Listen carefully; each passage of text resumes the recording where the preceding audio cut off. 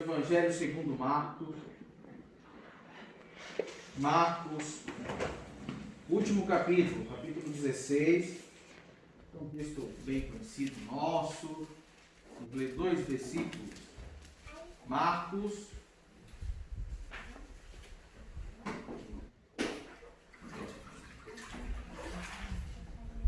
Evangelho segundo Marcos, capítulo 16. Só para que os irmãos me ouçam. Evangelho segundo Marcos, capítulo 16, versículos 15 e 16. Marcos 16, versículos 15 e 16. Diz assim a palavra do Senhor. Podemos ler aí, sentado, com reverência. Diz assim a palavra do Senhor. E disse-lhes, Jesus disse, não é? E disse-lhes, ide por todo o mundo, pregai o evangelho a toda criatura, ou a todos. Quem crer e for batizado será salvo, mas quem não crer será condenado. É a palavra de Deus. Eu fui recordar as minhas primeiras memórias que eu tive do batismo. Vê se essas memórias aparecem quando nós estamos a estudar sobre o batismo. E a minha primeira memória que eu tenho a respeito do batismo tem a ver com o período da história da minha família em que o meu pai ficou desempregado.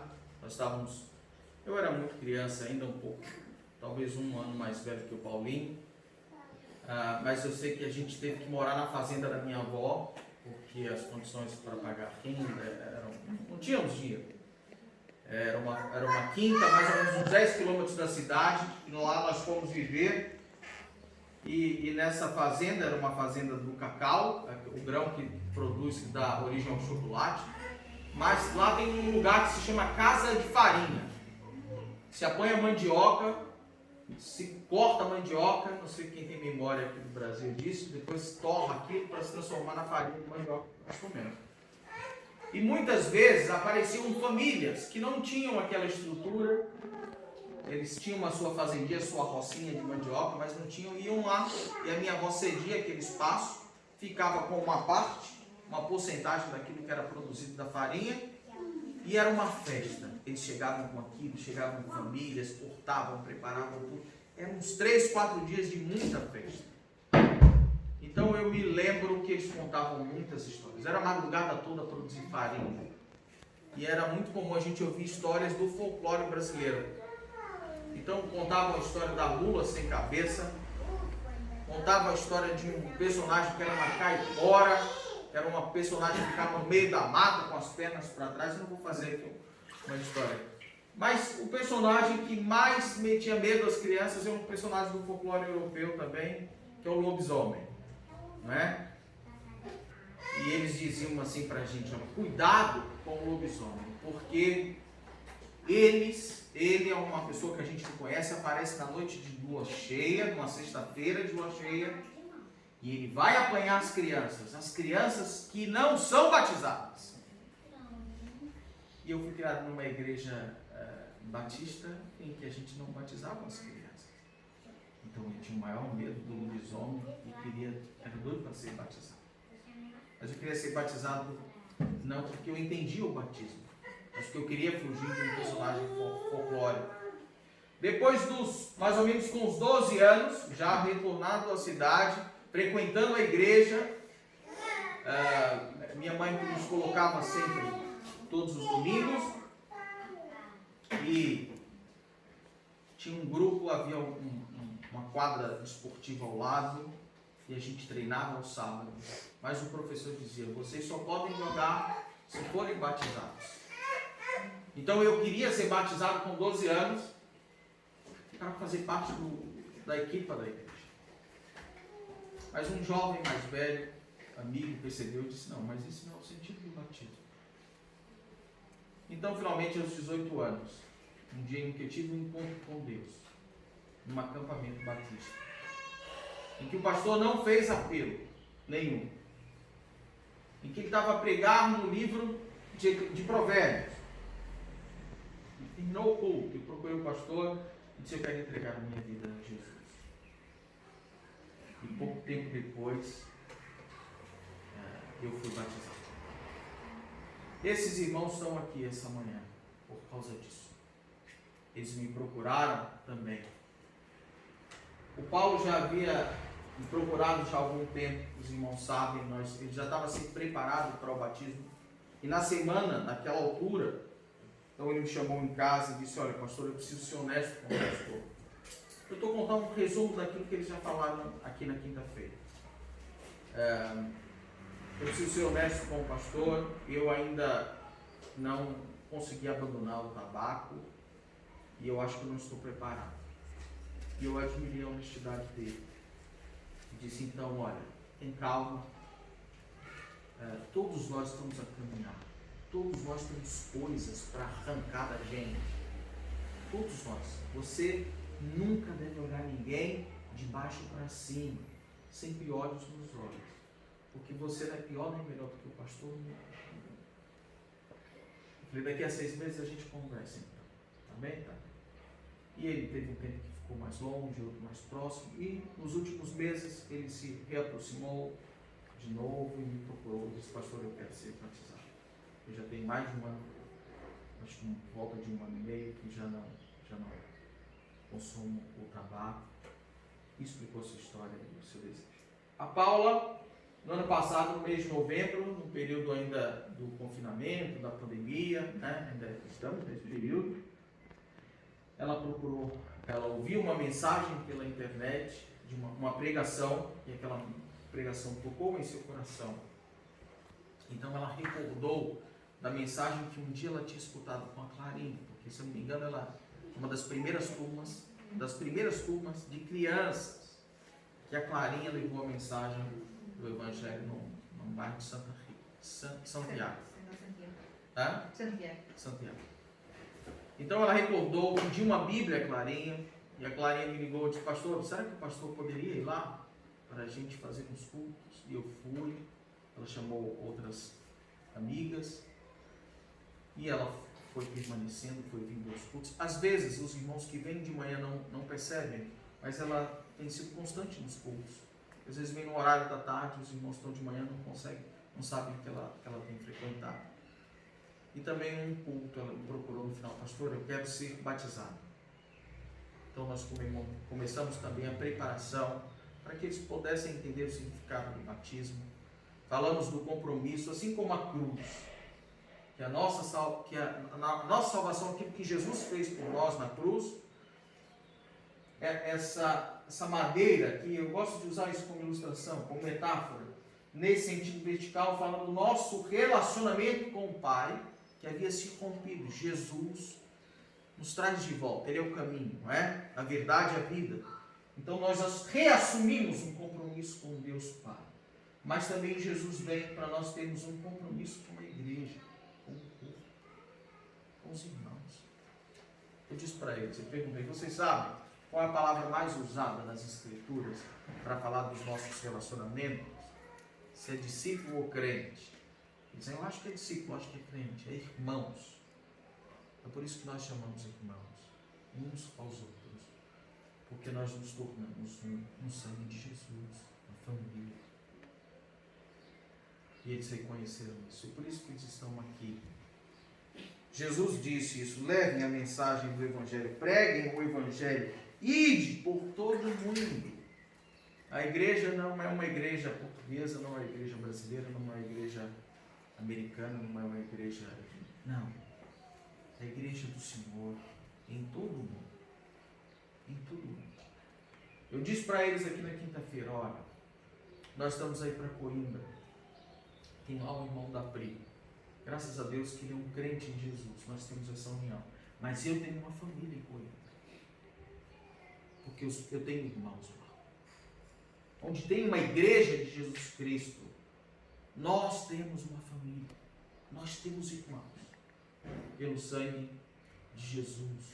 Unidos pelo sangue de Jesus. Ide por todo mundo, pregai o Evangelho a toda criatura.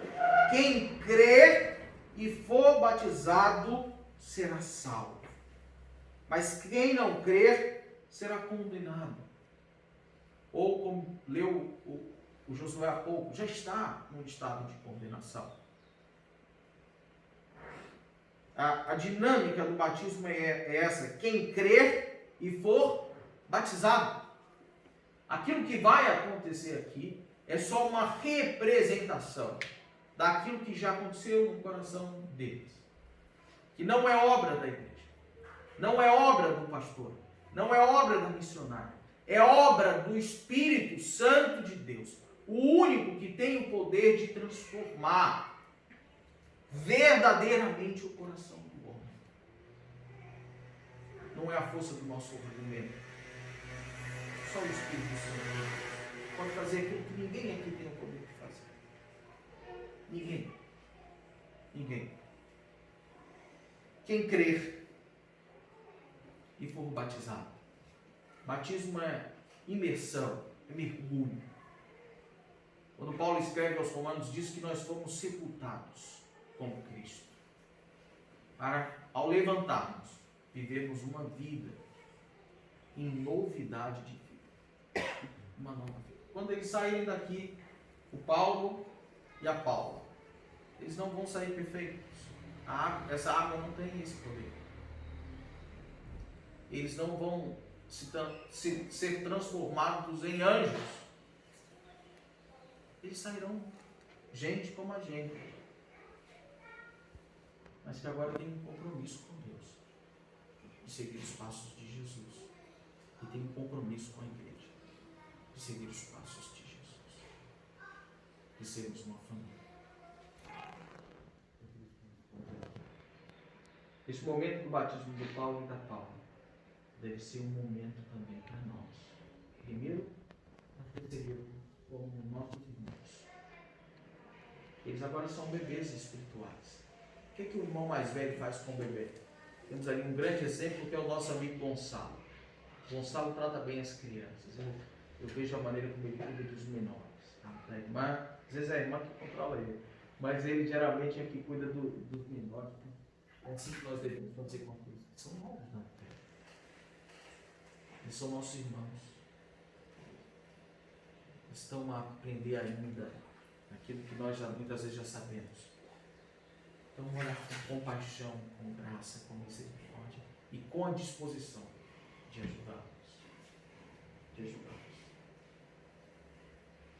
E a Paula vai, de alguma maneira, ter a Clarinha ali mais próxima, como a discipuladora. E o Paulo e o João, infelizmente o João, por causa da sua viagem, não pôde estar aqui, mas ficou muito feliz e alguém que tem ajudado, já tem ajudado o Paulo na sua caminhada. Mas todos nós como igreja. E o segundo ponto, para nós terminarmos aqui, é que o batismo de cada um deles deve nos fazer recordar do nosso batismo, do nosso compromisso, do compromisso que nós assumimos com Jesus Cristo. Não foi um compromisso com o pastor. Não foi um compromisso com a igreja. Também há um compromisso, a gente sabe. Mas o mais importante foi um compromisso que eu disse para Jesus. Nós um dia falamos, conversamos, quando fizemos isso. De seguir os passos de Jesus. De não deixar de andar. Não é? A Clarinha disse uma coisa que seria o conceito da irmã Clara. Como a irmã Clara nos teve. E eu tinha dito muito parecido horas antes para ele. Jesus não nos prometeu um mar de rosas, irmãos. Não. Jesus disse: no mundo tereis aflições. A aflição não é uma dorzinha pequena. Eu, quando quebrei o osso da perna, ali eu vi o que é aflição. No mundo tereis aflições, mas tem de bom ânimo. Eu venci o mundo. Jesus venceu o mundo. Jesus venceu toda a malignidade. Jesus venceu a morte. Jesus venceu todos os nossos maiores inimigos. A Bíblia diz: já não há mais condenação para aqueles que estão em Cristo Jesus. Está consumado. Tudo concluído. Amém? Amém? Vamos orar mais uma vez? Eu vou pedir à irmã Nilma que faça essa oração ao Senhor.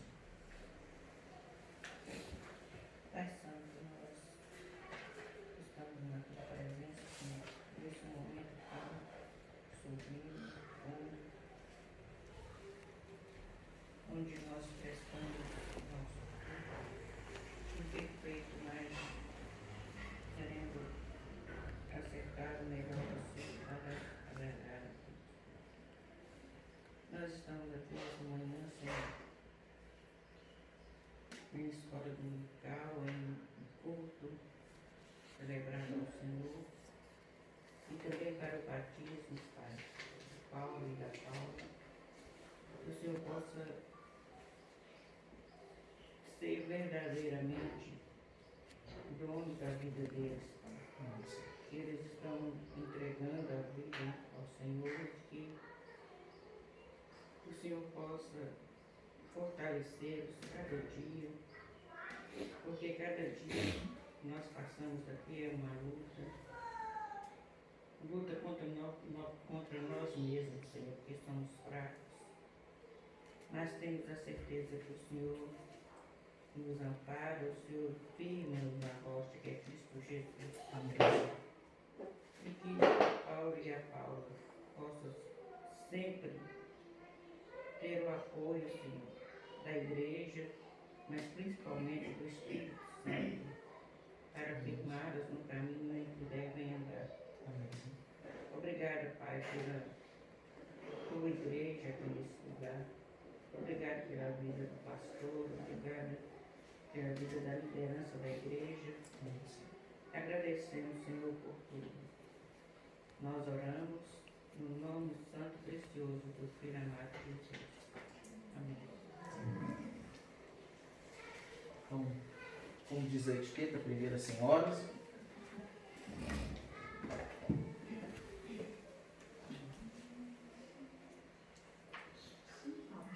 Bem devagar, com a boca fria.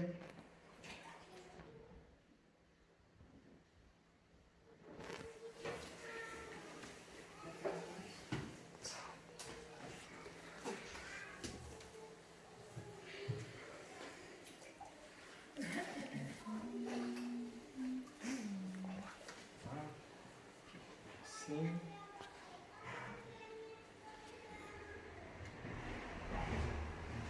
Lá, tá bem? Você consegue ficar quanto tempo? Uns 10 segundos? Tá embaixo?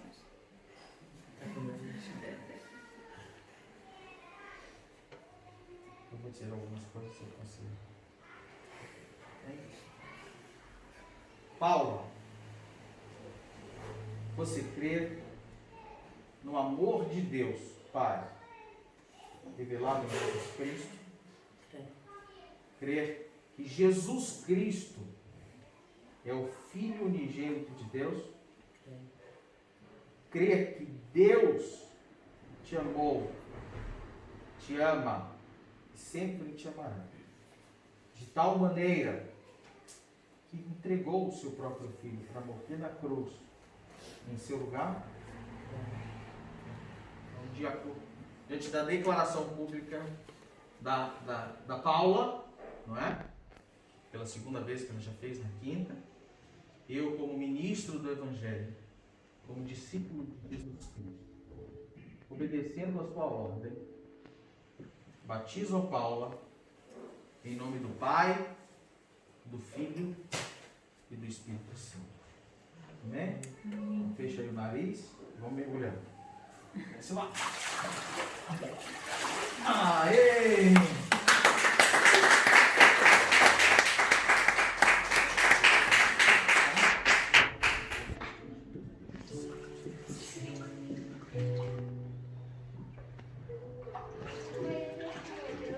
Seu Paulo, anda cá.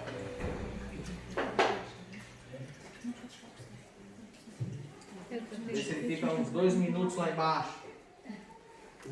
Não? Você que você puxou dele?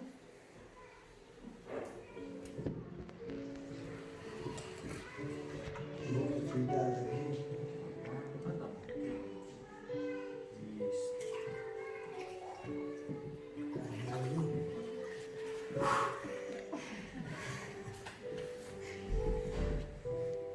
Bom, geladinho, né?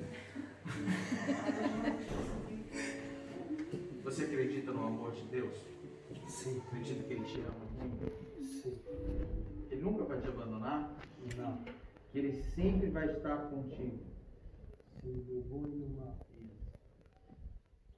Você acredita que Deus te ama tanto, te ama tanto, te amará tanto, de tal maneira que entregou o seu próprio Filho para morrer na cruz em seu lugar? Sim. Você acredita que Jesus Cristo é o Filho de Deus? Sim. De acordo com a sua profissão pública de fé, eu, como ministro do Evangelho e discípulo de Jesus Cristo, faço aquilo que ele nos ordenou. E batizo o Paulo em nome do Pai, do Filho e do Espírito Santo. Vamos lá.